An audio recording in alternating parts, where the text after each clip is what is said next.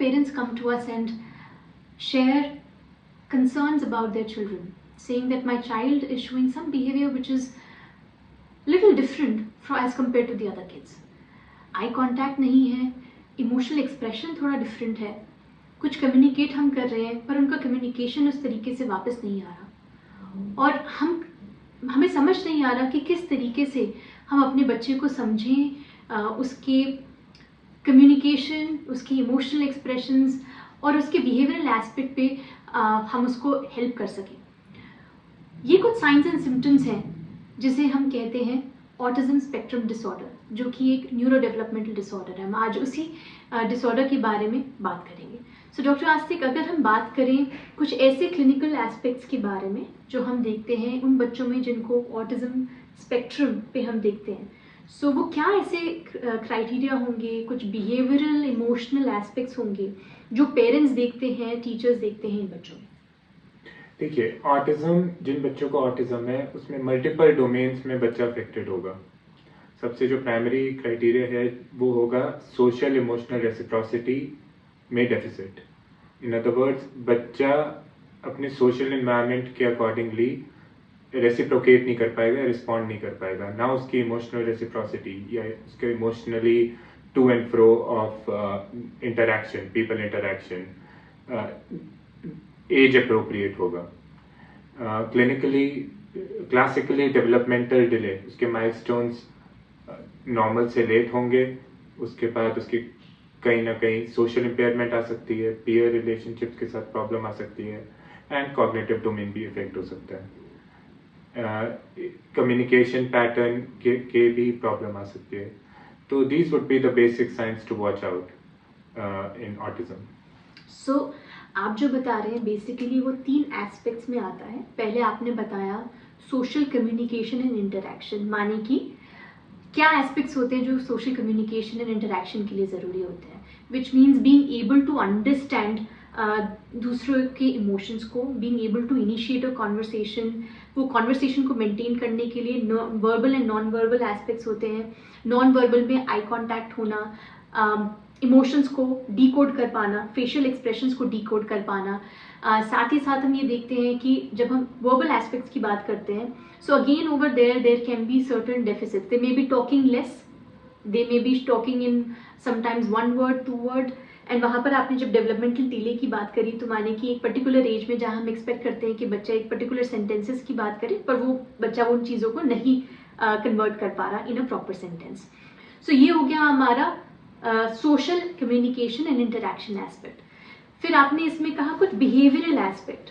सो क्या हम देखते हैं कि इन बच्चों में कुछ repetitive stereotyped kind of behaviour भी हम देख सकते हैं? करेक्ट। तो हम टिपिकली ऑटिज्म में जो सोशल बिहेवियर आपका है ये ऑल्टर हो सकता है।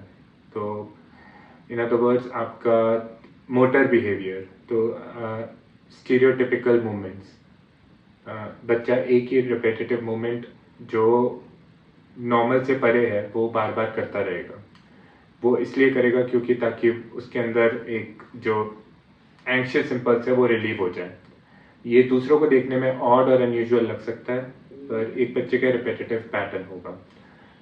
साथ में आपका other behaviour such as restricted interest, उसको किसी स्पेसिफिक चीज़ में एक हाइपर इंटेंस तरीके से उसका इंटरेस्ट पैदा होगा जो दूसरों को शायद एक कॉन्वर्जेशन कैरी आउट करने में या दूसरों को समझने में मुश्किल हो।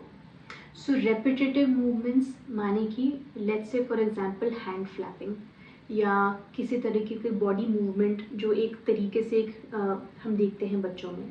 फिर हम ये देखते हैं कि उनका इंटरेस्ट की आपने बात करी, so it could be excessive या rigid kind of an interest, let's say in a particular object, एक पर्टिकुलर टॉय या टॉय के एक पर्टिकुलर पार्ट के साथ, या let's say not a usual toy but maybe some kind of for example utensil or something unusual that it may seem like an interest. फिर हम ये भी देखते हैं कि रिजिडिटी इन देयर बिहेवियर। सो अगर कोई चेंज हो या ट्रांजिशन हो तो इन बच्चों को काफ़ी इमोशनल एक्सप्रेशन जो है उस तरीके से उनका आ सकता है, माने कि they may actually feel distressed about a change in that aspect. Right. And फिर आपने बात करी सेंसिटिविटी की। सो अगर हम हाइपो सेंसिटिविटी की बात करें तो वहाँ पर एक सेंसरी इनपुट जो हमें मिलता है एनवायरनमेंट से, it could be either hyper sensitivity that we may look at or maybe a hypo sensitivity aspect. थोड़ा सा इसके बारे में आप बताएंगे, just a few examples to understand. Yes, so sensory impairment is seen in both motor and sensory, but let's talk about sensory impairment. तो sensory input and output का जो dysfunction है, that is seen in autism, is typical of autism. कि usually in what we call normal,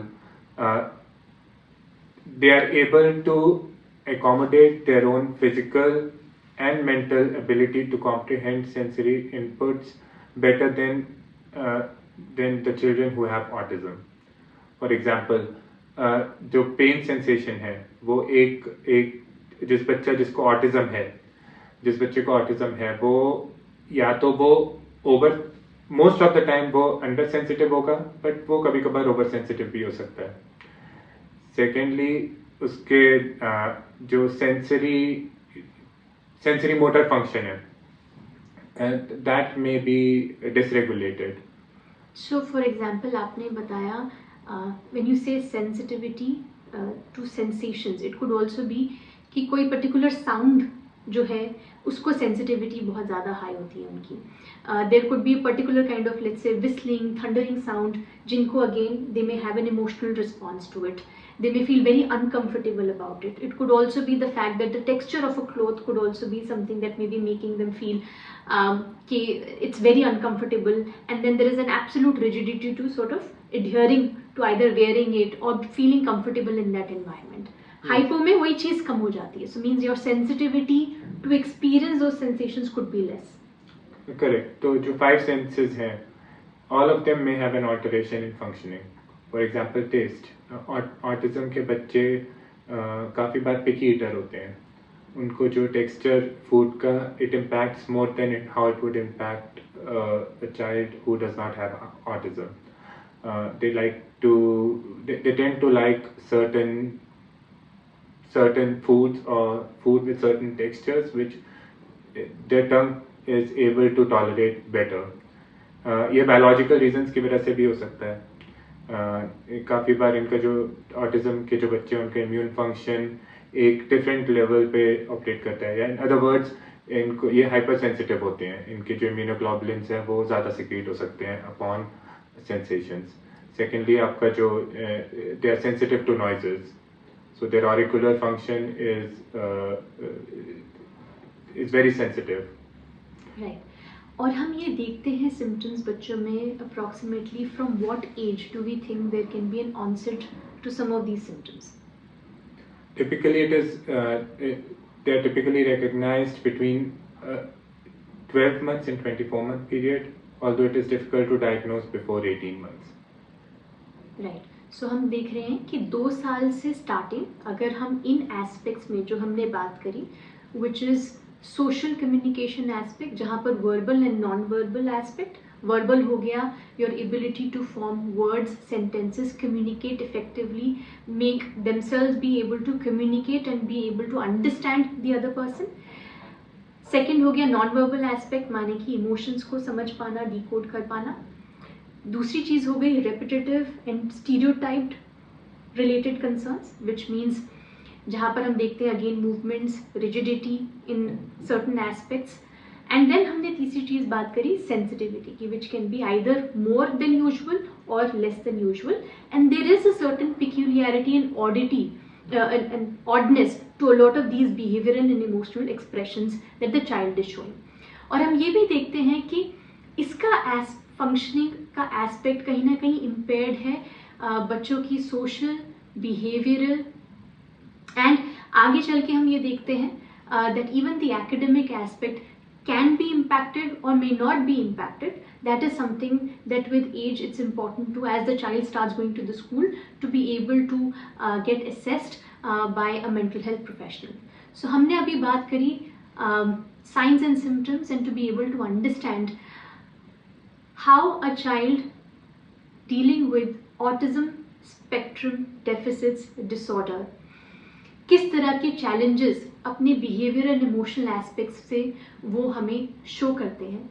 और next उसमें बात करेंगे हम कि क्या रीजंस हैं जिसकी वजह से ये होता है एंड किस तरीके से हम बच्चों को सपोर्ट कर सकते हैं through various strategies and behavioural interventions and pharmacological treatment.